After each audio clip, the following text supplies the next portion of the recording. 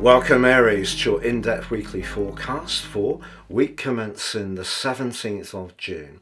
On the screen now, I'm showing the event chart right at the start of the week. The big takeout is the fact that the Sun in Gemini is forging a perfect alliance with the Moon in the sign of Libra, which for you is where we relate. So your conversation could be bright and bubbly as you go into this week. Also, the combination of Mercury and Venus can be utterly charming. But we do just need to be mindful of the role of Neptune. You can see Neptune just tucked up in house 12 along with the stern Saturn.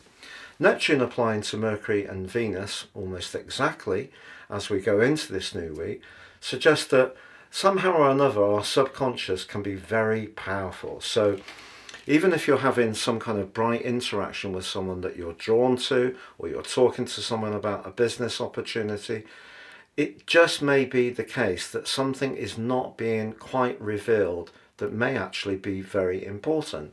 Now, it's also the case that that might not be so at all, and everything could be tickety-boo. But just be conscious that there may be something in the background, in the ether, that could influence our communication and create a little bit of distortion despite the magic that Mercury and Venus in Gemini can bring, and the Sun's fine link to the Moon.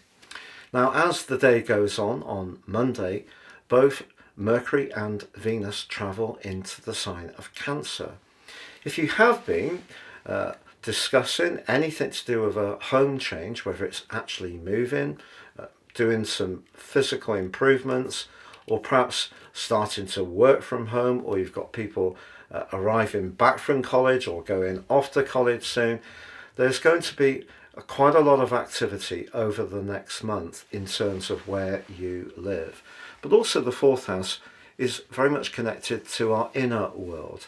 So wherever we are in terms of our physical location, we still have our feelings, and they're in our tummies really.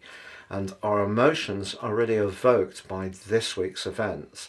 And if there is something you want to say to someone that is more heartfelt, certainly Mercury and Venus can help you to do that.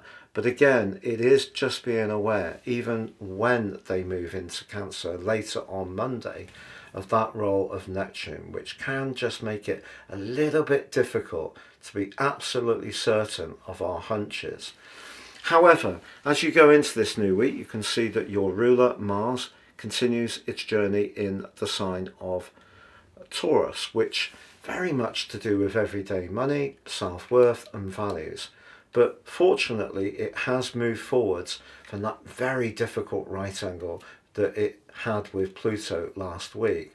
In fact, it's in a semi-sextile to the planet of fortune, Jupiter. So if you can be really clear and meaningful and compelling in the way you express your ideas, it could be good for you financially as this week goes on.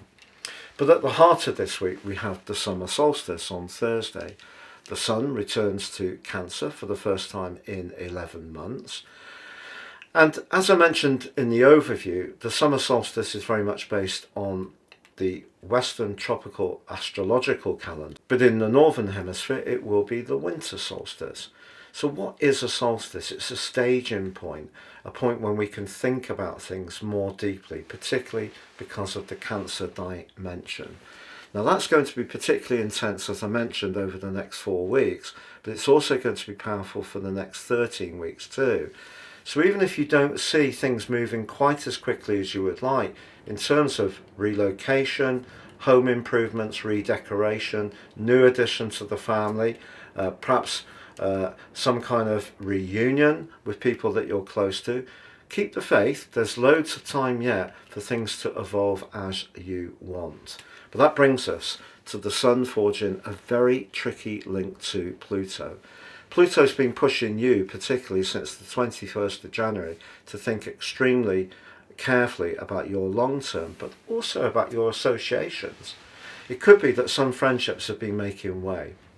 But what this particular event can do is see you unsure on some of those future plans you've got. So the best way to divine this, to be honest, Aries, is to tune into your hunches. But that's why Neptune can be such a mischief maker this week, because by the time we get to the full moon on Saturday in the earthy practical sign of Capricorn, Neptune's really applying its might once more.